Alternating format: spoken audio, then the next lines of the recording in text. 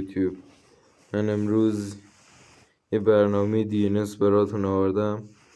بهترین ریجو داره، بدون دیلی بازی میتونید بکنید. پینگ خوب، سریع میره داخل بازی. بذار بریم امتحانش کنیم. این اون DNS استارت میزنیم، میریم داخل بازی که ببینید میره داخل بازی.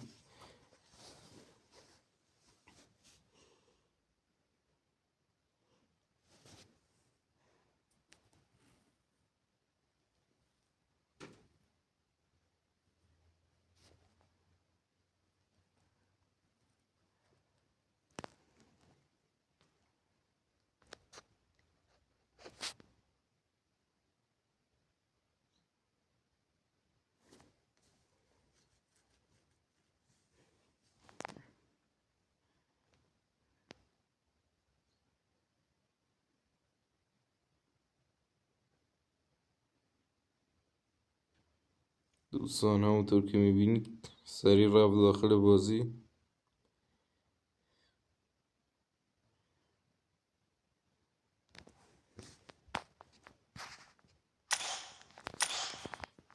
و بریم پینگ لابیشو ببینیم.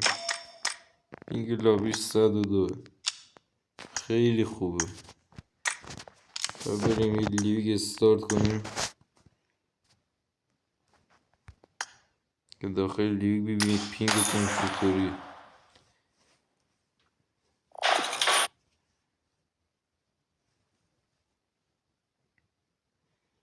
دوستان اصلا روی 73 گیر نمیکنه، سریع میره داخل بازی. میتونید با دوستاتونم صحبت کنید بدون هیچ باگی. خیلی هم عالیه.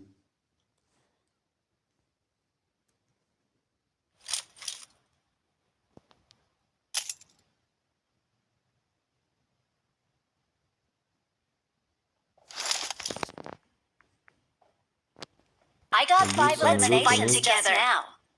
بدون هیچ دیگه گانو برمیداره.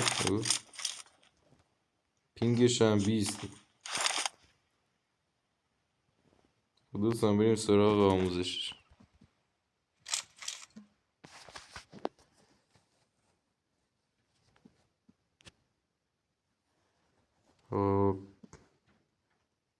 میریم داخل تلگرام. من همونجا چیزو براتون گذاشتم، فایلش رو گذاشتم. اینجا پیام‌های ذخیره شده از من خودم اینجا گذاشتمش که ویدیوش کنم. این فایل رو میزنید، نصبش میکنید همونطور که دیدید دیگه راحت روشن میشه. نگو خیلی سریع روشن میشه. ریجش هم همون اول دیدید، خیلی عالیه. دوستان ممنون میشم که سابسکرایب کنید، لایک رو بزنید، زنگوله هم بزنید. دمتون گرم. خدا نگهدار تا ویدیو بعدی.